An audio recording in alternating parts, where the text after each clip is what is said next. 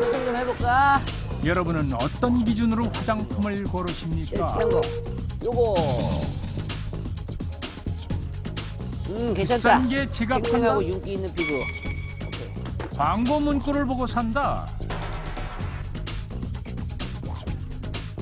백문이 불여 일행. 매장에 배치한 제품을 직접 테스트해본 후 구매한다. 트리클로산. 주겸. 그렇다면 화장품의 성분은 알고 계십니까? 몰라요? 이거 알고도 몰라요. 봐도 모르는데 이거 뭐 털어봐요. 그냥 느낌 있는 대로 그냥. 성형수술을 하지 않아도 평범한 여자를 미녀로 변화시켜주는 화장품. 그래서 여자들은 오늘도 화장대 앞에 앉습니다. 그런데 아름다워지고 싶은 여자들을 공포에 떨게 하는 한 연구 자료. 유방암 환자 20명의 종양조직 샘플에서 파라벤이 검출됐다는 것. Peut-on retrouver ces parabènes dans les tumeurs de femmes malades? Notre étude n'est qu'un début, mais elle montre que sur 20 tumeurs de cancer du sein, 18 contiennent des parabènes. 이 파라벤이라는 성분은 어떤 성분인가요?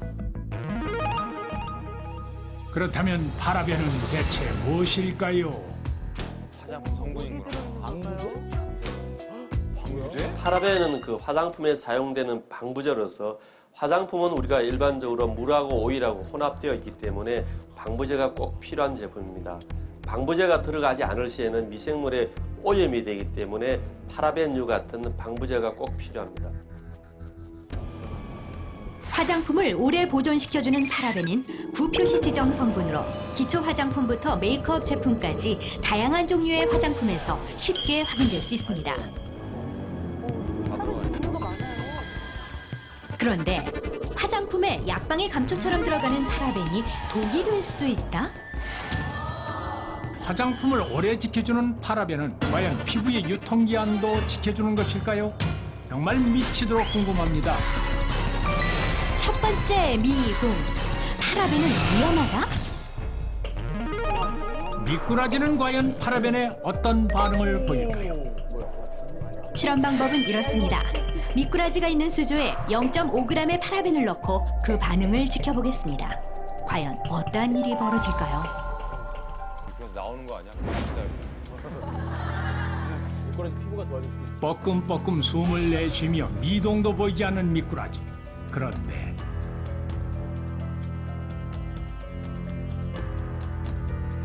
채 1분도 지나지 않아 반응이 오기 시작합니다. 물속을 계속 돌며 요동을 치기 시작하더니 급기야 수조 밖으로 뛰어오르기까지 합니다. 약 5분 동안 요동을 멈추지 않던 미꾸라지.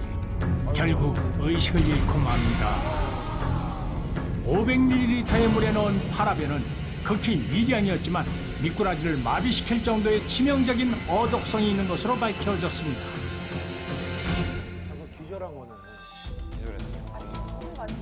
파라벤의 대체 성분인 페녹시에탄올 또한 마찬가지. 파라벤의 독성에 관한 논란이 거세지면서 대체 성분들이 개발되었지만 여우 피하려다 호랑이 만나는 격이 될 수도 있다는 것입니다.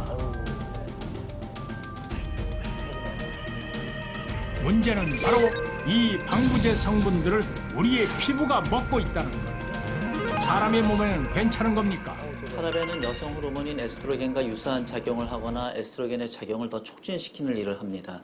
파라벤이 인체에 흡수되면 호르몬을 교란시켜 여성의 유방암을 발생시키는 원인이 될 수가 있습니다. 화장품 방부제인 파라벤에 과하게 노출될 경우 유방암을 일으킬 수 있다? 그렇다면 화장품에 들어있는 파라벤의 양은 얼마나 될까요? 화장품 회사에 직접 전화를 해봤습니다. 각각 성분에 대한 함량은 저희가 내부 자료이기 때문에 확인을 해드리기가 조금 어려운 부분이 있으시거든요. 네네. 네. 식약청에 연락하시는 게 가장 빨리 아실 것 같은데요. 네, 지금은 확인이 안 되실 것 같으신데요. 하나도 안 가르쳐줍니다. 안 가르쳐주니까 더 궁금해집니다. 우리가 쓰는 화장품 속 파라벤의 양은 얼마나 될까요? 정말 악소리 나게 미치도록 궁금한 이야기 미공. 두 번째, 우리가 사용하고 있는 파라벤의 양은 얼마나 될까? 실험 방법은 이렇습니다. 대한민국 평범한 여자를 24시간 관찰. 여자의 화장품에 들어있는 파라벤의 양을 측정해 보겠습니다. 아침 9시, 일어나자마자 화장실로 직행하는 여자. 가장 먼저 여자의 손이 닿는 것은 세안제, 그리고 샴푸와 린스로 머리를 감습니다. 한 듯 안 한 듯 투명한 화장을 선호하는 여자는 화장수로 피부결을 정돈하고 로션으로 유수분을 공급한 후 자외선 차단제로 기초를 다집니다. 많이 한다. 이어지는 메이크업. 파우더로 피부톤을 밝히고 마스카라와 아이라이너로 선명한 눈매를 만든 다음 립크로스로 마무리. 완벽한 화장으로 자신감 업된 여자. 깨끗하고 맑고 자신 있는 모습을 유지하기 위해 밖에서도 화장은 쭉 계속됩니다. 그러나 화장을 하는 것보다 지우는 것이 더 중요한 법. 클렌징으로 꼼꼼히 씻어내고 로션으로 수분을 공급해주면 오늘의 화장 끝.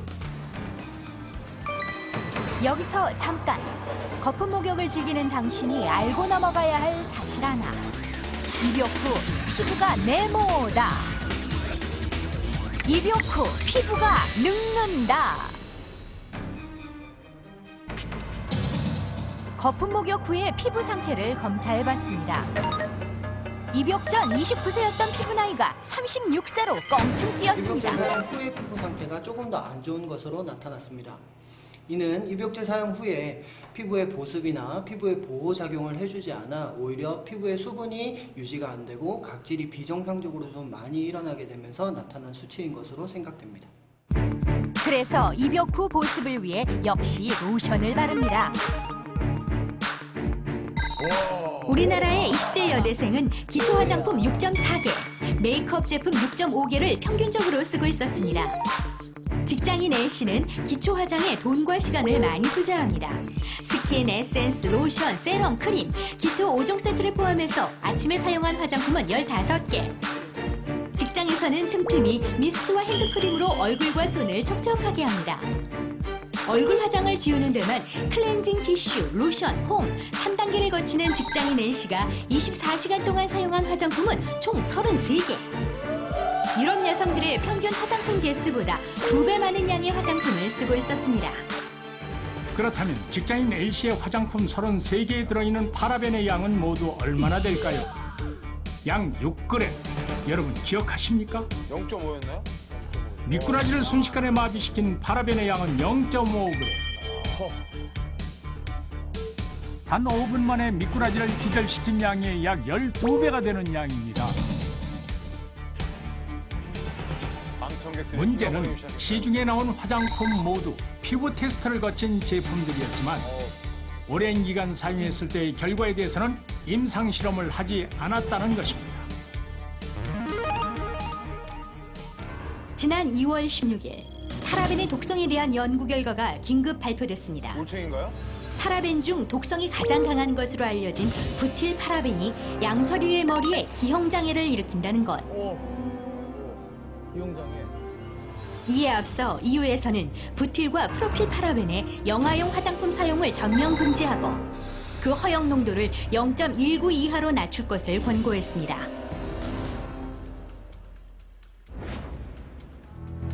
우리나라의 기준치인 0.4%보다 0.21% 낮은 수치.